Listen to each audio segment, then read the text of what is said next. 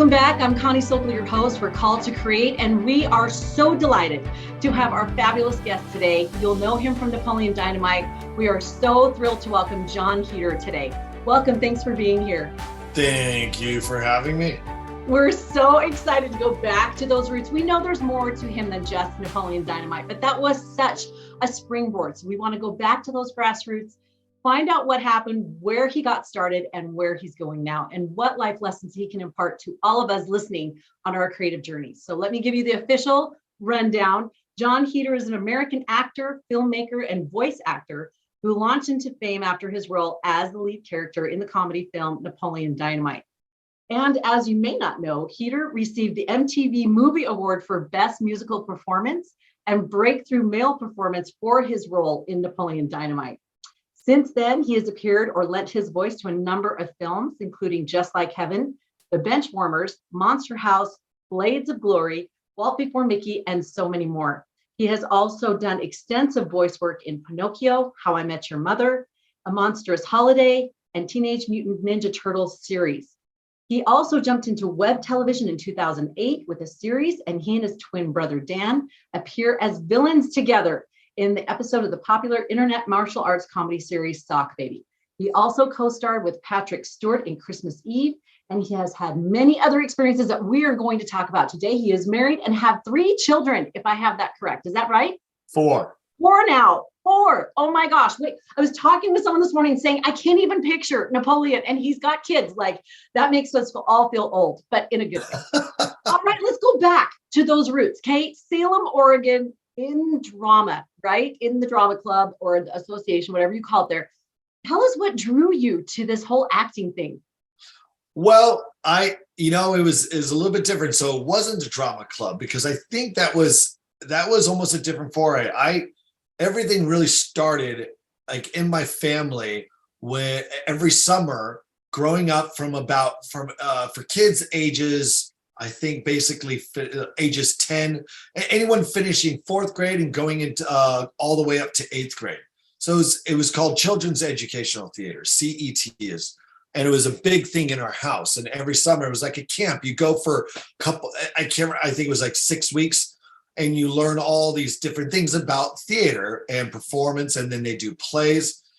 And my 2 older siblings, my sister and brother, were always kind of like the stars, especially my older brother. And he was always the lead in whatever plays they were. Well, my twin, and we're identical, so we were always from that ilk of, hey, it's just 2 of the same guy.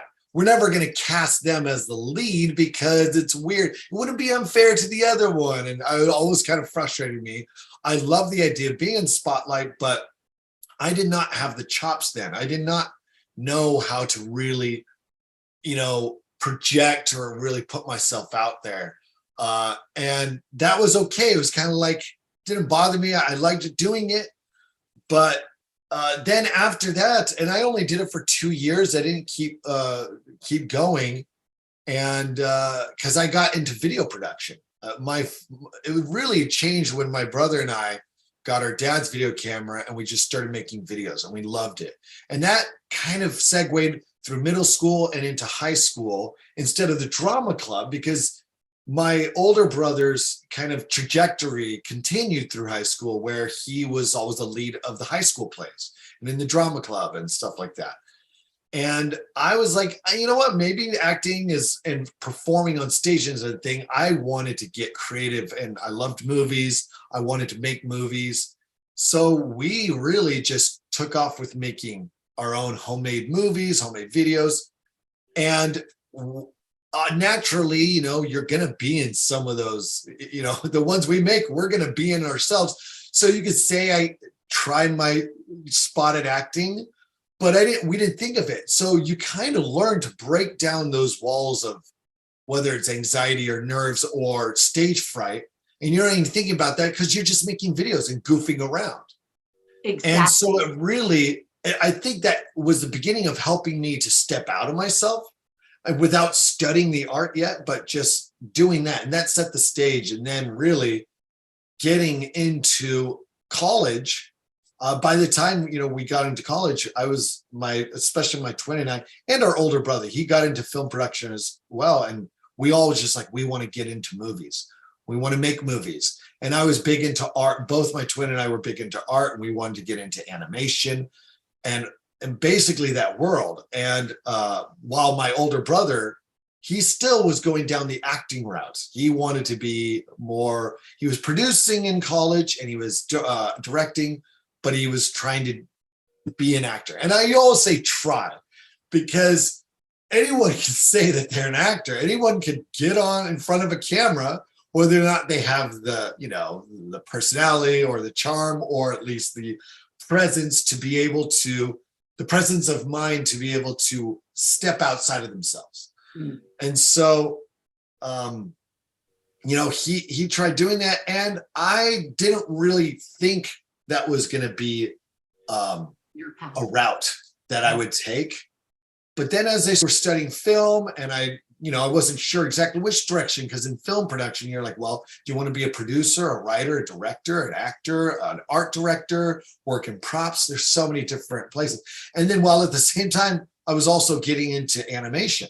And that's where my twin and I were kind of like, you know what, maybe this is what we should do, because we love art.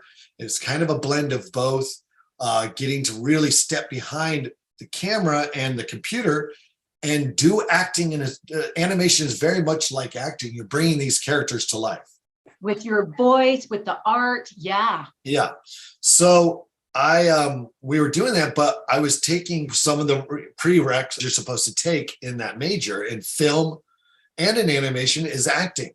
So I took an acting class and I really loved it. I was like, oh, okay. Like that's what I can see like a little bit of what I should have known and what I kind of knew all along going up, but it was just finally making it official at that time. And I had scenes with partners and we did, workshops, and I was able to just soak it in and really like, okay, I get it. I love it. That said, I was like, well, I don't think I'm going to continue taking more acting classes. I could keep going down this route, but there's so many different directions I kind of wanted to go. And I was really looking at the animation.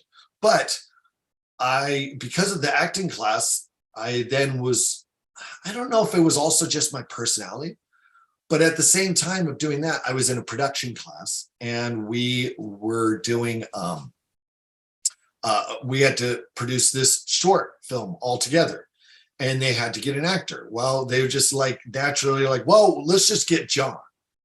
And so I guess it was because I was a little bit of a class clown. I mean, it sounds weird to say that term, but maybe because I goofed around and had a little bit of that, I don't know, personality. That was like, I don't have a lot of things writing on this, because this isn't really where I think I'm going to go. Oh, and there's nothing leading up. It's not like I'd done acting. Maybe I don't know what it was, but there's just something they're like, oh no, Jon would be good in front of the camera. They just like put Jon.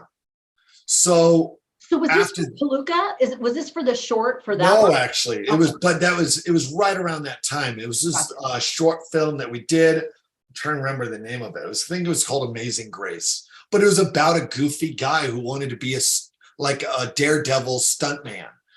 And so it was just like, they're like, oh, Jon could be goofy and stupid, and let's put him in there.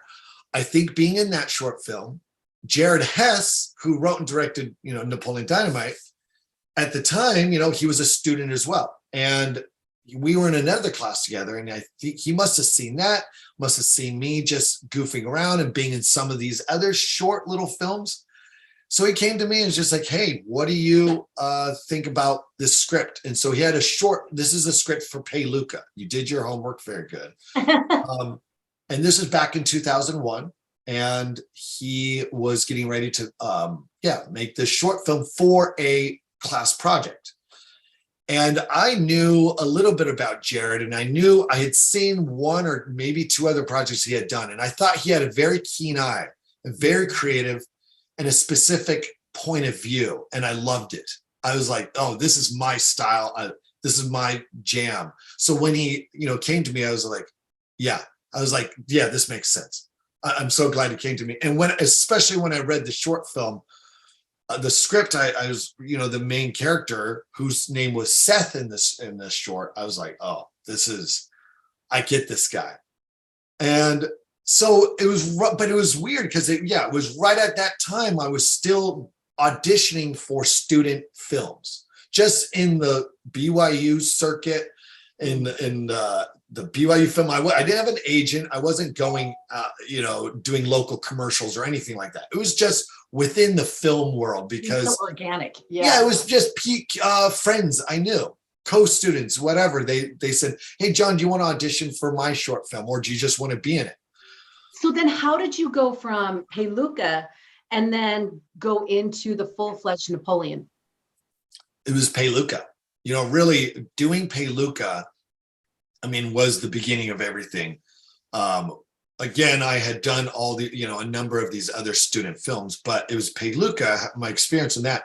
When Jared and I kind of workshopped and worked on the character, he had the character written down, but like visually, how he dressed, how he looked, how he talked, how he moved.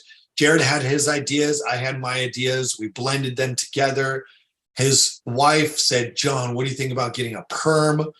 And that was almost the final nail in the good coffin. In the good coffin. And I understand that it was it not supposed to be red, and that you ended up not washing your hair for like the whole time you filmed, or is that? Well, that was the feature. But for the short film, it wasn't really as red. It was never actually technically red. I think everybody just thought it was red.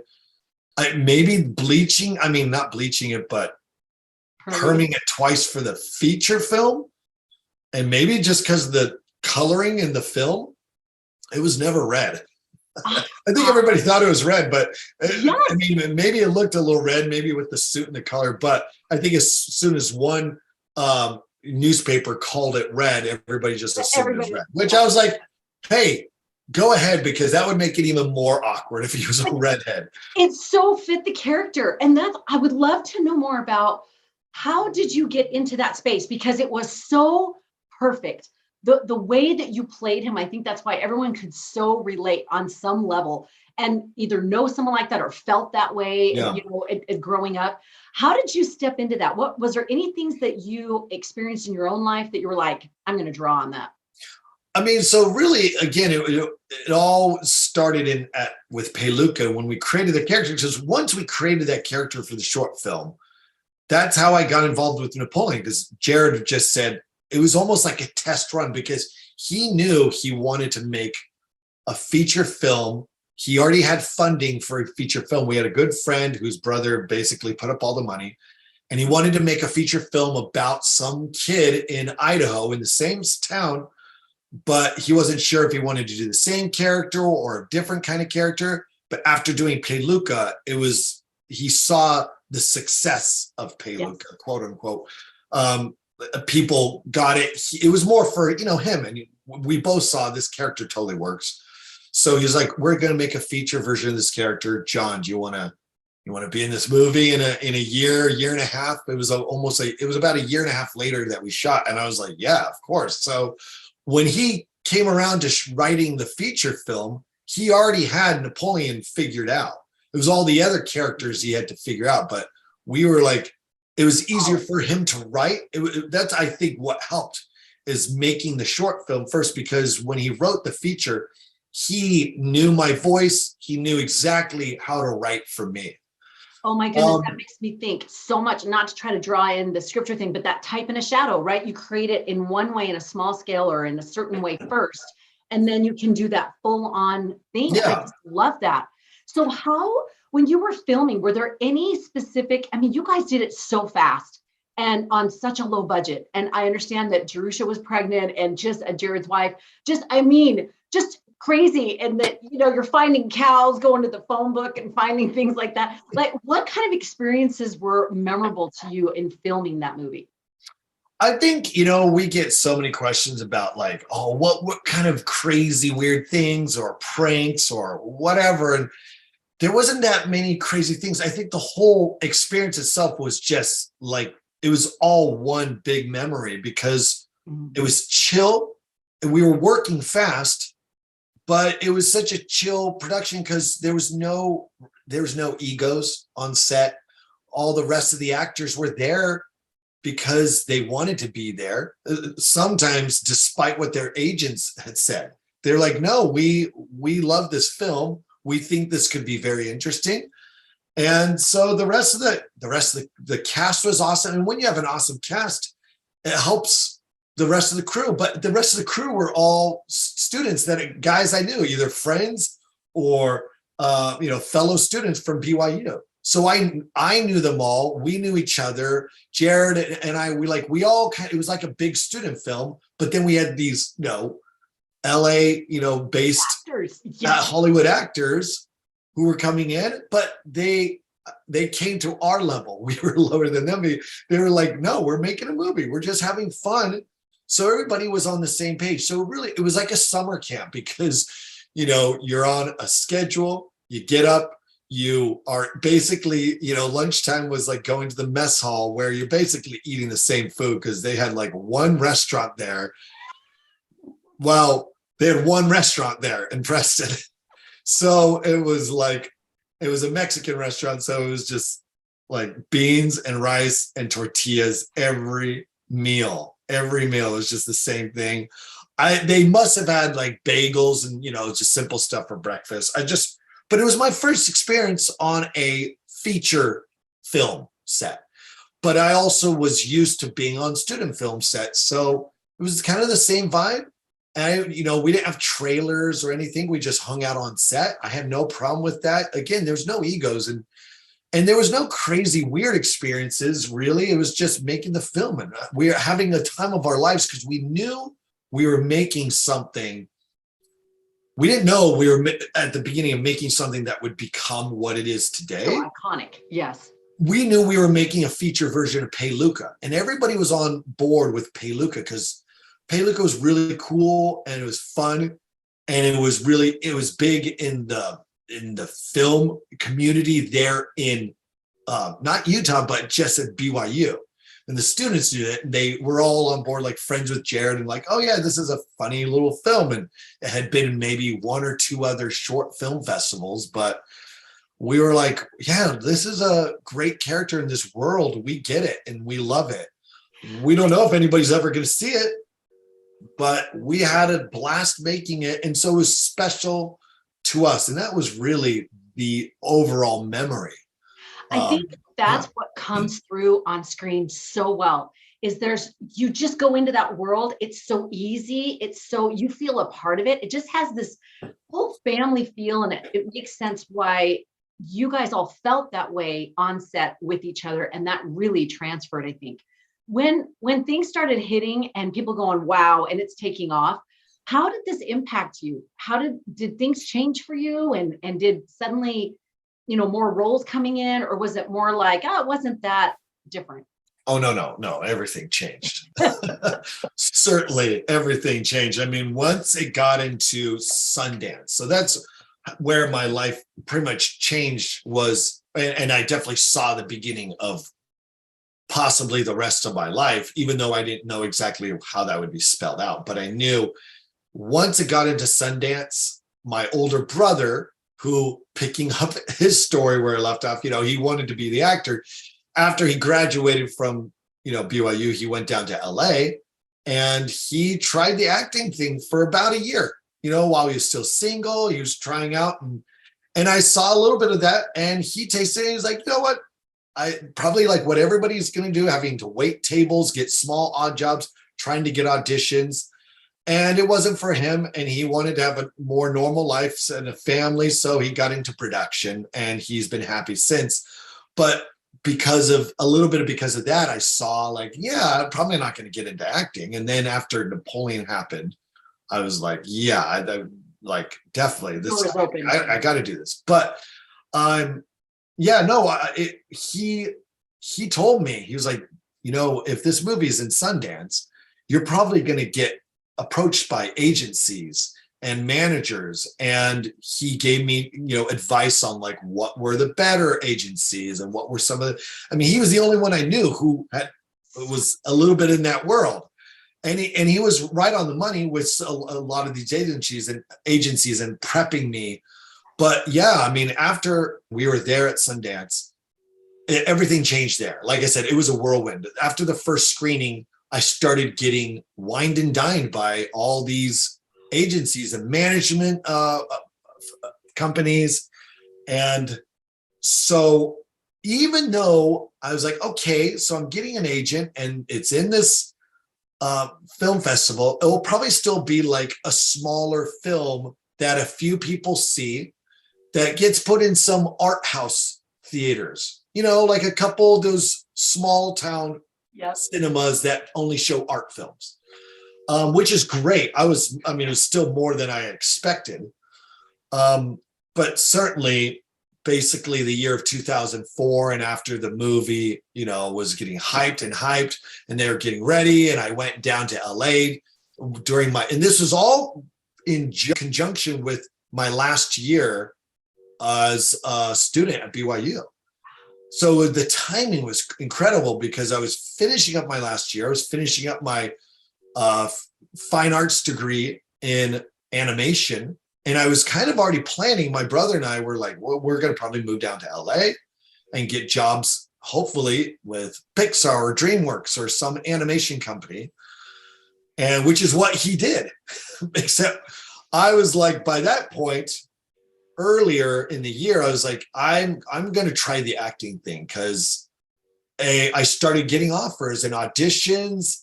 And I was like, well, I can always fall back on animation if this doesn't work out. But it just kept happening. And the movie started getting more buzz and more steam.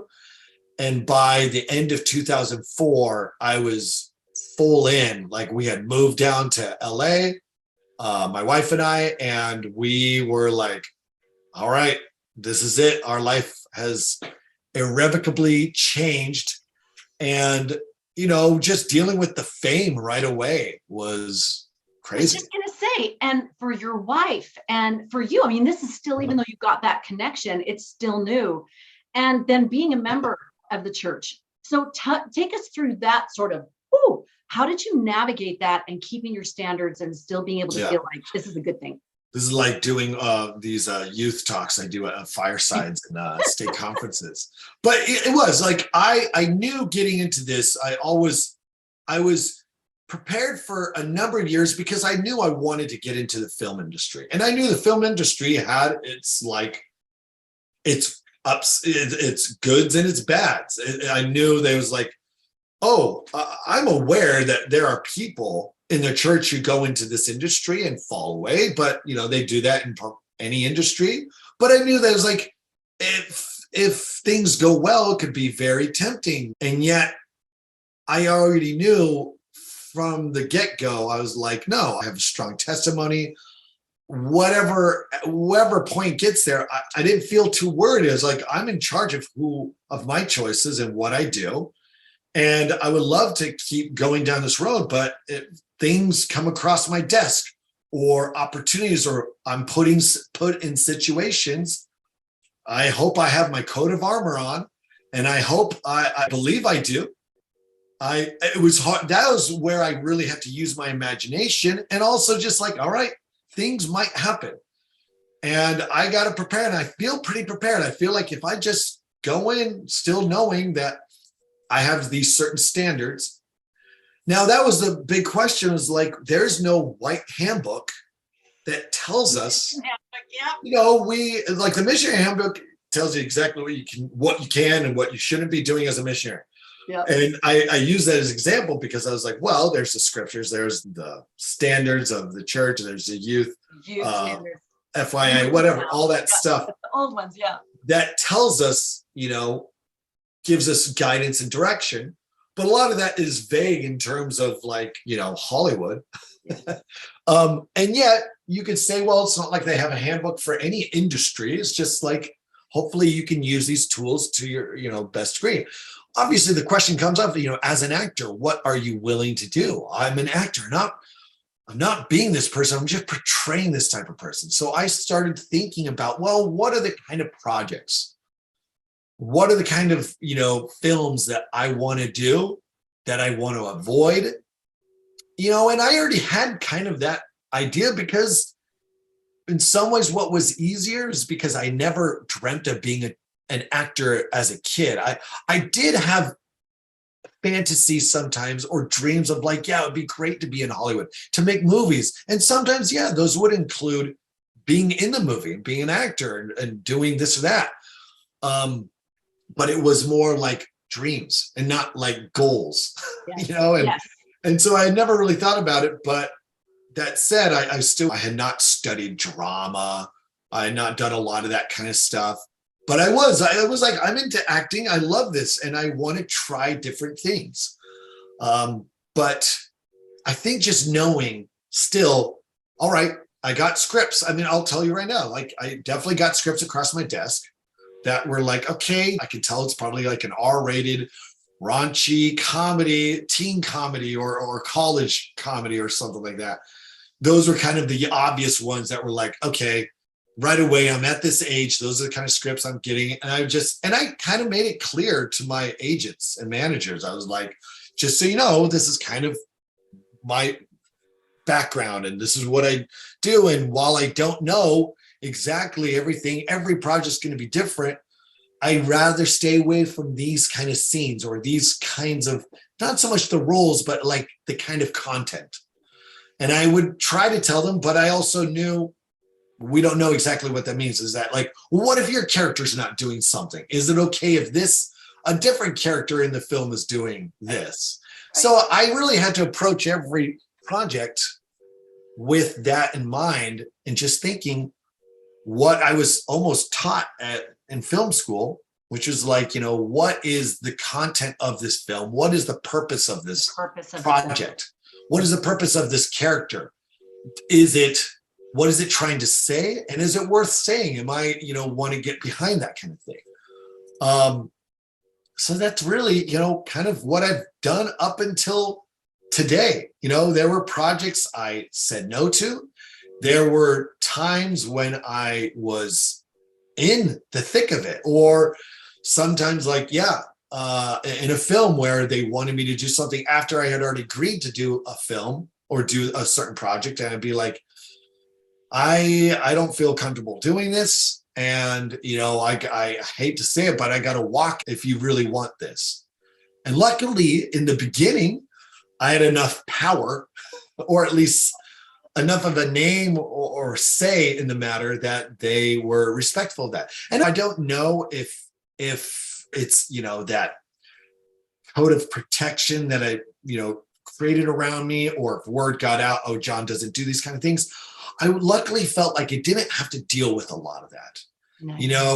And it's maybe the way I carried myself. Maybe I was blessed and protected that way. But, I also found a lot of respect coming from people in the industry. Maybe that respect was because I was upfront about the things I did. I think about a good example is like I met with Judd Apatow. I don't know if you know who that is. He's a name in the industry, and he's done a lot of comedies, become a big name in making comedies. And he was just kind of at the beginning. He was a bit of a name, but he was at the beginning of his, when he was about to blow up. He did 40-Year-Old Virgin, he did Knocked Up, and he did a lot of these already kind of raunchy, but, very successful comedies. And I knew who he was. He had done some projects that I liked, and I sat down and met with him. And I remember years later thinking, because I explained to him, he's like, did I hear you LDS? I was like, yeah. And I got into it. He was very respectful, and he loved hearing about it. And I told him all about it. And I remember at the end of the meeting, he was like, yeah, I've got this movie I'm doing called 40-Year-Old Virgin. And, it would be great to get you in there somehow. But I think I remember from the meeting, is like, I'm not sure, after came kind of like what you've described and kind of what you've said, I don't know if there's something we can find in there. And I was kind of like, yeah, I don't know. Cause he described the film. I was like, cause I loved him. And it was, this was the kind of attitude, the general consensus of a lot of my meetings with people. There was a mutual love between me and a lot of these people, but there was always this like, man, are you sure, Jon? Or is it like, I really would love to do this, but I don't know you'd feel comfortable. And a lot of times I'd be like, yeah, I don't think so. Like, but I love your stuff. And sometimes I wonder, like, should I just not said so much and let myself make that decision in the moment, or, but I said what I said at that time and I stand by it. And it's done great. Yeah. It all worked out. And yeah, I'd like to think it did. And sure, yeah, no, big time, comedy producers are not knocking on my door now, and they haven't been for many years. But again, that's okay, because I'd be like, well, if they were just putting me in the same position, now I don't have to say no, or have to say like, well, can we change this? And I was like, I'm always game for that. I met with James Gunn, who wrote and directed all the Guardians of the Galaxy movies. Big time Marvel director. And early on, before any of that, he did this little movie, he had a script that I really loved. I loved the script, and I thought it was a really fun project. But it had one scene in it that I just was not comfortable with. And I kind of had my rule. And I told him, and he was a really cool guy. We sat and met, and we just discussed the film. And he really wanted me for the film. And I was just like, look, I love this. I love this stuff. I would do this, but I can't do it with this scene. And I told him, I was like, I totally respect your opinion. And if you feel as a director that you want to keep this, I respect that. I can't do it, but I respect it. And he was very respectful. I was like, yeah, I really want to keep it. So, we parted ways, and I've actually seen him and kept a little bit in touch over the years. But, that was just an example of, like, it's always been amicable and very friendly. I love that thread that's been woven through as you've been talking today of this. First of all, just going with the path that the Lord's prepared and not needing to have the ultimate answer, but just being able to take that next step and go, okay, let's try that. And being open to what he might have prepared. And secondly, as a member of the church, you're not pounding the pulpit. You're not standing and screaming what your beliefs are. But just like you said, this amicable respect of, I love what you're doing, and here's where I can go. And if you can't go there, it's totally great. And that's huge in any industry. I think that's being a member, being able to carry that feeling with you, because that's just love. It's just respect. It's just brotherly kindness. That's so beautiful. I know we need to wrap up, and I'm so sad because I would love to do another hour. We just barely scratched the surface. But tell us now, coming to where you are now, what are the things on the horizon, and how do you feel about that whole jumpstart with Napoleon? Because sometimes people who that's their catalyst, they kind of get frustrated that they get pigeonholed with that, or that's what everybody knows, right? So tell us where you're at with this and where you're headed. Well, it's kind of both following your gut and following the spirit. A lot of times you're like, well, sometimes they, are the same. And it feels, because I've been trained, or that's just part of who I am. I follow my gut. I'm like, yeah, like read the script. And if I'm uncomfortable, that may be the spirit telling me, but I also know it's just not, it's my gut. I've come now, all this year, we get asked that, like, being strapped to Napoleon, when you said that, he's like, oh, he's so much more than Napoleon. I'm like, no, not really. My life is bookended by Napoleon, because now, almost 20 years later, we're not quite 20 years, but it is, I'm still going out. I'm leaving tomorrow for a tour.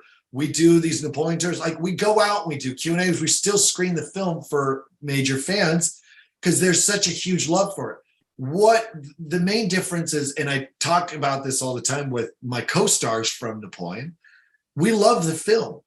And if we didn't love the film, it would really stink. But we love the film. It has this ageless quality. And while, yes, it was the very first thing I did, and I've always been, I wouldn't say pigeonholed. It's hard. People just think of me as Napoleon, and that's okay. I realize I have to be okay with that, because I like the film and I don't want to sour the film, and I don't want to sour the experience. I've done other films, and I know I can do other films, and I sometimes have to work a little extra hard to try to do a different character, or bring out a different side that hopefully people will see. And I have to work a little bit more. but there's nothing wrong with working hard. And, with every project and on the horizon, I'm still acting and still telling people, because, I run into people all the time and it's the usual, hey, oh my gosh, what are you doing? What are you doing now? I'm like, well, I'm still acting. Come on. Like, but I just say, I'm still acting. You just got to look a little harder, because I'm still doing, movies quite often. And they're just more, you have to search the streaming channels or the services, Netflix, Hulu, whatever, and look for them there. But it's everything, doing voice work, doing film, trying to write and create. And really, going back to what I said with everything, and how my attitude and the way I approached each of these projects is still the same today. It is like each project is different, and I had to break down. And the first and foremost is my gut. I follow my gut. Well, first of all, do I like this? I mean, it's hard. There's a lot of things. I look at a project as like, do I like it, or do I think it's junk? Sometimes it's not even that it's inappropriate or has content. Sometimes just terribly written. And it says like, it's not for me. And sometimes it's questioning, is this a role I can play? Do I want to challenge myself to play this kind of role, or do I care? And then sometimes it's like, well, it's got some questionable stuff in it, content-wise, but it's really telling an important message. And it's a really good message, and it's a really good character, and it's very interesting in how it's saying. So, I'm interested in it. And so I just have to look at each one, thinking about my audience, thinking about me, thinking about the Lord, and he knows the intent of my heart for everything I do. Yeah, I mean, I just, yeah, I love it. And I love your ability to assess on those character questions, just those, like you said, following your gut. I remember a quote from Brigham Young, and I'm probably going to slaughter it, but he said, it is good, it is okay for us to portray evil on the stage, as long as we show that consequence, we show that good gets good and bad gets bad, that we're not confusing people on those things. And again, I probably slaughtered it, but I love that we have been given, especially you and other creatives that we interview, you've been given those gifts and talents for a reason. And it's to portray those things so that we can see it and recognize it and go, oh, I see what that is. I get that. Just like in your journey as an actor, you're like, yeah, I think. And then when you got into it, you're like, oh, I get that's what that is. And I think that's the gift that you all bring to us, is that we get to replay and practice going against those things that are not going to be for our best benefit and not going to get us where we ultimately want to go, and sort of practice playing at that on a screen and seeing how that all plays out and saying, I want to do that. I don't want to do that. So I love the way that you're approaching these things and saying, what kind of message is it teaching? What is it? What impact is it having on people? I know that so many listening are going to say Napoleon impacted us so beautifully and still does today. Like this morning when I'm talking with these ladies and we're all like, oh, I know. And this warm feeling that just comes to everybody and you smile and it's nostalgic, and what a beautiful thing to be a part of. I mean, it's a really great feeling when you've come out of the gate with something so impactful and strong that it ticks a lot of those boxes you said. Like, it's inspired people, and it's, and I hear it, I know it because I hear it from you. I hear it from people always tell me, whether it's just like, oh my gosh, when we need a good laugh, that's what we put on. Or I was struggling with depression. I was struggling with this. Really, people truly touched and truly moved by the movie. So when you come out of the gate with something like that, it's almost like, oh man, I could easily just slack off for the rest of my career because I got that. But I try not to. I love it. And I think of even in our own family, it connects us. We say little isms all the time. My lips hurt real bad. Are you going to get my chapstick? Or, like these funnies that our family says, and we laugh with each other. We can banter. It really is these small and simple things. I love it. And I was just thinking how you served your mission in Japan. I did too. And I was like, subarashi desu yo, which I'm probably slaughtering that too. But no, you got it. I just think how beautiful, how wonderful, and what a gift that you can say just like that and say, wow, I was a part of that, and the gift is still giving. That just keeps on going, and you don't have to turn your head when you see that movie or when someone mentions it. You can be proud of that. You can be grateful to be, like you said, still a part of that message. I know people listening are going to want to connect with you. What's the best way for them to do that? Connect with me? Oh, Social they're media. gonna just luck. So man, I barely get on social media. What? Pick out your next event. That's the best. Yeah, I mean, I do have Instagram. I'm rarely on it. At Heater John is my Instagram. That might be about it. I mean, I have an email, but I'm not going to give everybody my email. Jeez Louise. Dang, we were hoping for a scoop. Well, we will put what we can in the show notes, but I know people are going to want to say, hey, thank you. This has been a big part of our lives and we've loved it. So we want to give them that option and that ability to do that. Jon, it's been pure joy today. And we are just thrilled to hear about this serendipitous way that you fell into this and yet were prepared for it, and how you've ridden that wave with such integrity and such clarity. And again, that joie de vivre of, okay, let's see where this goes. And yet still having that internal compass alive and well. It's been absolutely joyful. Thank you so much. Thank you.